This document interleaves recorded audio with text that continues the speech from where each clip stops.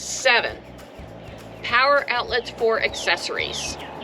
The most important thing to think about is make a list of all the accessories you're going to want on your bike. Are you going to need to charge your phone at some point while you're riding? Are you going to have a GPS? Are you going to have a radar detector? Are you going to have something that tells you the weather? What kind of stuff are you going to have on? Heated gear. What you need to do then is find out the draw in amperage for everything that is on that list. And that's your minimum for what amperage the bike can tolerate if it already has power ports. If it doesn't have power ports, you're going to have to do a little bit of research.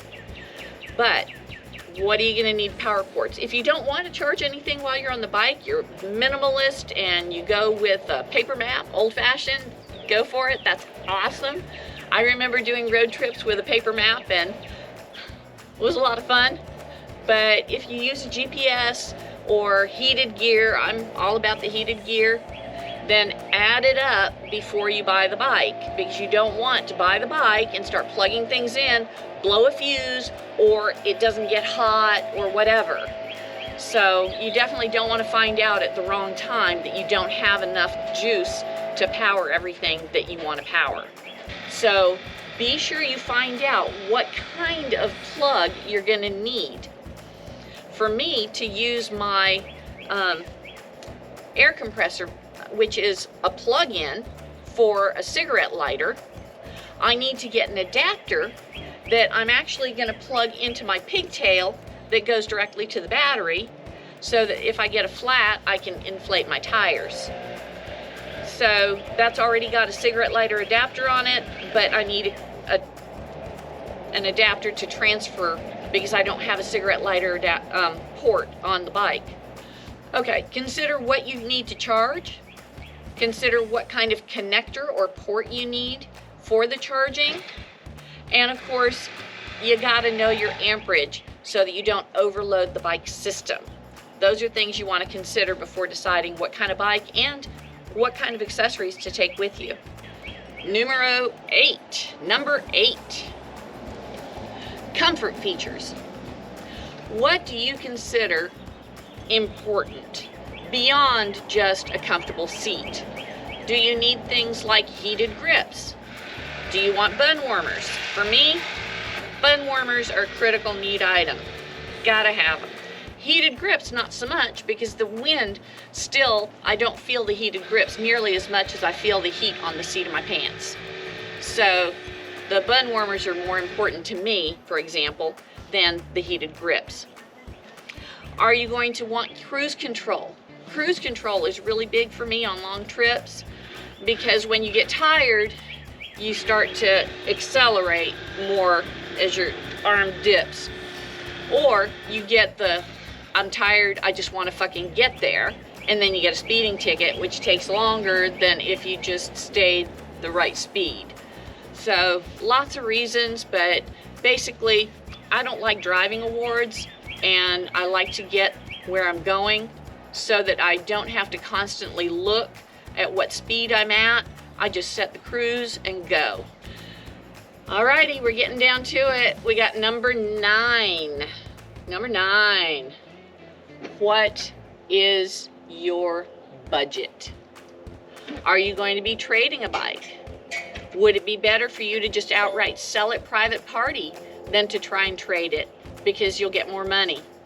Is it worth the effort to you? What are you going to do with that second bike if you're going to get rid of it? I'm not about getting rid of bikes ever, okay? So I'm not telling you to get rid of a bike. MBS here, remember? Multiple bike syndrome. However, that's something to consider.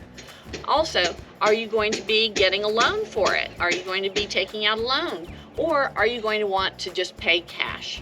So figure out your budget, get pre-qualified on a note beforehand. Go to check with the credit union, go to check with the bank, all the usual places.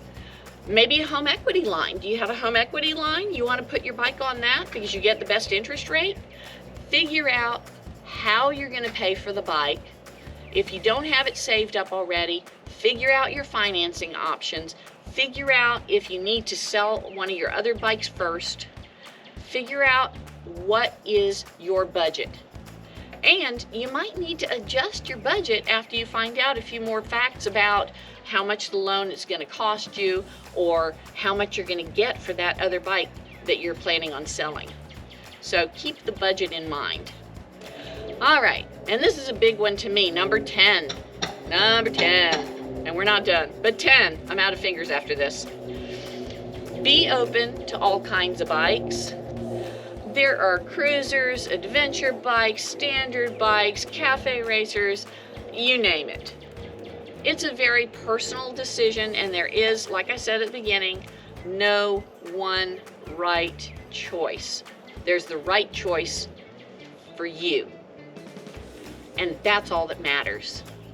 So things to take consideration. Make a list of all the above factors that I've already listed, and prioritize them, because you might need to compromise on some of them. So prioritize all the factors in order of importance. That being said, it's okay to fall in love with the wrong bike.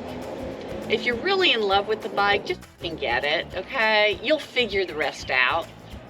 You'll figure out how to make things fit. You'll figure out how to wire this on or adapt that. If you really love the bike, just fucking get it, okay? But if you're somebody who's a thinker and you really want to work this through, then making do with what you have with upgrades also might be an option. If you've already got a bike, this is your bike, this is the bike you love, then what kind of changes, adjustments, upgrades, and how much would that cost to make the bike you already have, or the bike you fall in love with, workable for taking long trips?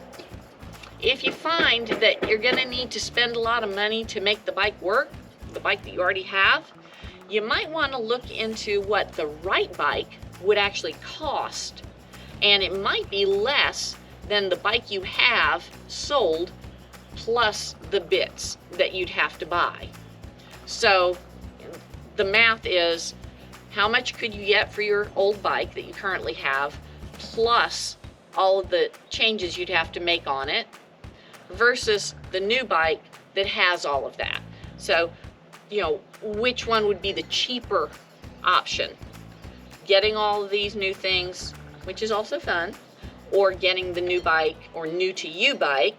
Remember the used market. And lest we forget, starter bikes are okay. If all you've got is a little Ninja 250 cobbled together with some safety wire, just get out there, make it work. That's fine. You don't have to have the dream ride. You don't have to have the perfect bike. I'll be more than happy to answer any questions or help you figure it out if you have just a starter bike especially. It's all about the adventure. Yeah, this video is about getting the right bike, but if you've just got a starter bike, don't put off traveling. This is kind of one without a number anyway.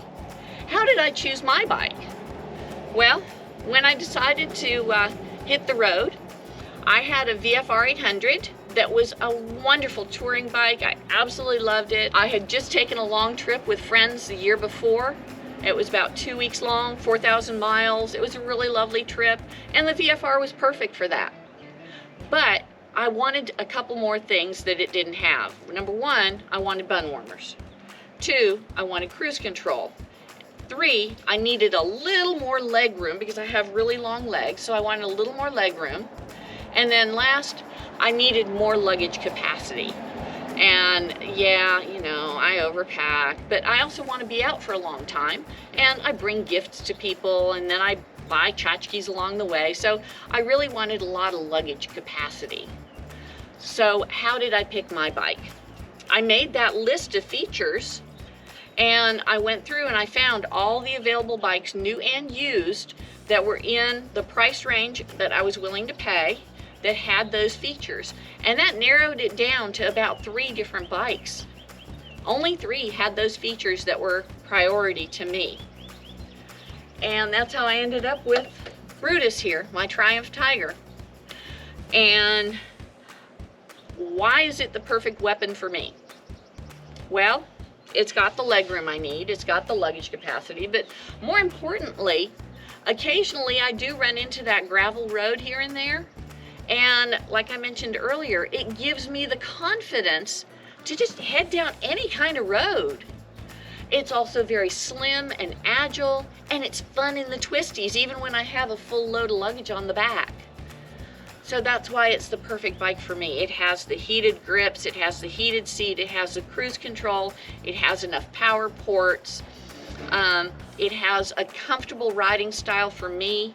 I have lower back problems, and my physical therapist once told me that leaning forward a little bit exercises your core and your back muscles. Swear to God, I haven't had any back problems since I started riding a sport touring. So this is an adventure bike, not a sport touring, but it's a similar geometry for me. The way I sit on the bike, I'm still slightly forward. So it works my core and my back, which is awesome. And it's got a comfortable seat for all day riding. So that's why I chose the Tiger and why I love my Tiger.